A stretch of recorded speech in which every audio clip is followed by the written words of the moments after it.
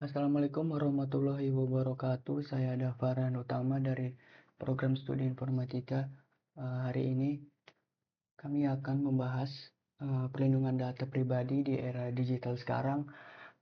Hampir semua aktivitas kita menggunakan internet, mulai dari media sosial, belanja online, hingga aplikasi perbankan.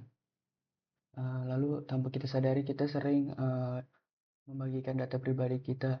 Oleh karena itu penting bagi kita untuk memahami apa itu data pribadi, risikonya, dan cara melindunginya tentu. Pada video kali ini saya akan membahas 4 hal utama, yaitu regulasi perlindungan data pribadi di Indonesia, jenis data pribadi, risiko kebocoran data, lalu cara melindungi data pribadi tersebut.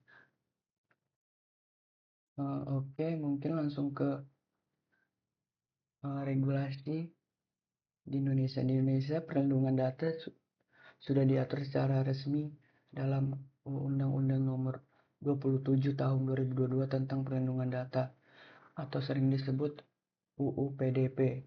Undang-undang ini dibuat untuk melindungi hak setiap orang atas data pribadinya agar tidak disalahgunakan. Lalu, data pribadi ini adalah data yang tentang seseorang yang bisa mengidentifikasi orang tersebut baik secara langsung maupun tidak langsung. Lalu, hak pemilik data ini kita sebagai masyarakat, eh, setiap orang itu berhak mengetahui data apa yang dikumpulkan, meminta perbaikan data, meminta penghapusan data, menarik kembali persetujuan penggunaan data, lalu kewajiban pengelola data atau perusahaan atau aplikasi yang sering kita pakai. Perusahaan atau pihak yang mengelola data wajib menjaga data dan bertanggung jawab ketika terjadi kebocoran data tersebut. Untuk mungkin selanjutnya, jenis data, yaitu data pribadi. Terdapat 3 spesifikasi yang terdapat dalam data pribadi, yaitu data umum seperti nama lengkap, alamat, nomor telepon, email, dan lain-lain. Walaupun terlihat biasa, data ini tetap harus kita lindungi juga. Lalu ada data spesifik, misal data biometrik, data kesehatan, orientasi politik, dan data kriminal. Misal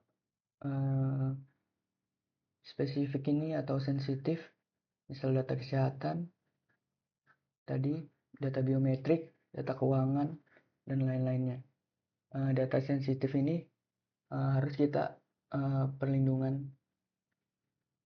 secara ekstra karena dampaknya sangat besar jika disalahgunakan oleh orang lain atau pihak lain.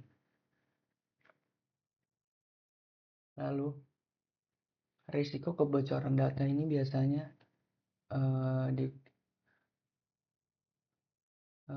yang pertama itu peretasan atau hack, biasanya dicuri atau dihack dari luar atau orang dalam. Lalu pencurian atau penipuan identitas, data bisa digunakan untuk penipuan online, pinjaman ilegal, atau pembajakan akun.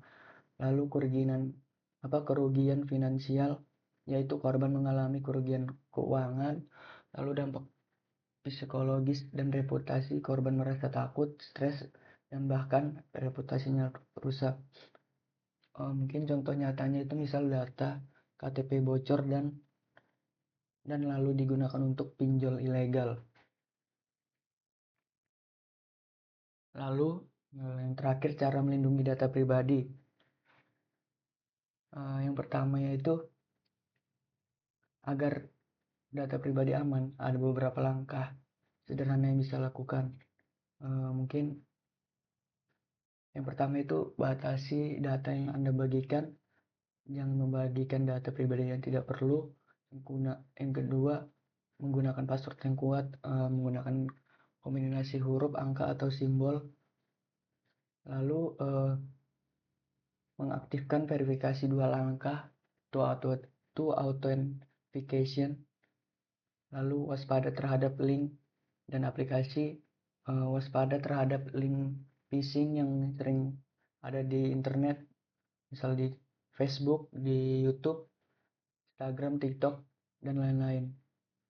Lalu kita harus juga membaca kebijakan privasi yang diberikan oleh aplikasi atau web yang kita gunakan.